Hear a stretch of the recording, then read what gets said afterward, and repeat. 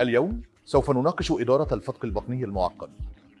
الفتق هو حالة تؤثر عادة على جميع فئات المجتمع وجميع الأعمار أيضا، لا يستثني أحدا من الأطفال حديثي الولادة إلى كبار السن جدا، جميعهم يتأثرون بالفتق.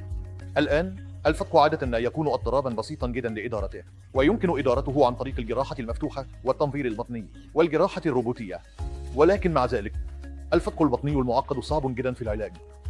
بعض المرضى يخضعون ل5 عمليات جراحية، 6 عمليات جراحية في جدار البطن، مما يجعله ضعيفا جدا، ويمكن أن تحدث فتوق كبيرة. أحد هذه الفتوق يسمى فتق فقدان المجال.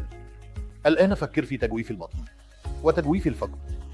إذا كان حجم تجويف الفقد أكبر حتى من تجويف البطن فإنه يسمى فتوق فقدان المجال.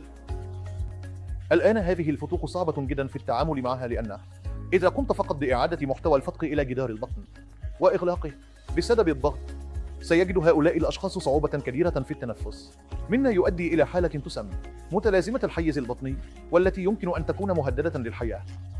لذلك نحتاج إلى القيام بمناورات معقدة وتشريح وتقنيات تم إنشاؤها في الصين لعلاج مثل هذه الاضطرابات.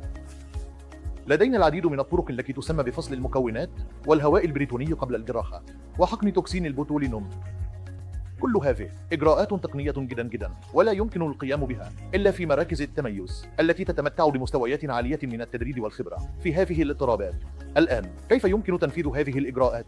نعم، يمكن القيام بها عن طريق الجراحة المفتوحة، ويمكن القيام بها عن طريق الجراحة الروبوتية، ويمكن القيام بها عن طريق المنظار. الآن لماذا تعتبر الفتوق المعقدة صعبة العلاج جدا؟ الفتوق المعقدة صعبة العلاج جدا كما قلت. أولا، يمكن أن تتطور إلى متلازمة الحيز البطني. ثانيا، بسبب العمليات الجراحية المتعددة السابقة سيكون هناك التصاقات واسعة للأمعاء بجدار البطن، مما يجعل العلاج صعبا جدا، ويمكن أن يؤدي إلى مضاعفات متعددة إذا لم يتم بشكل جيد. ولكن هنا في معاهد أبولو الجراحة الفتق وإعادة بناء جدار البطن بسبب فبرتنا وتركزنا على مجال واحد محدد، نحصل على العديد من الحالات المعقدة التي تحقق نتائج جيدة جدا، ولدينا كل البنية التحتية هنا لعلاج فتوق البطنية المعقدة بشكل ممتاز. شكرا لكم.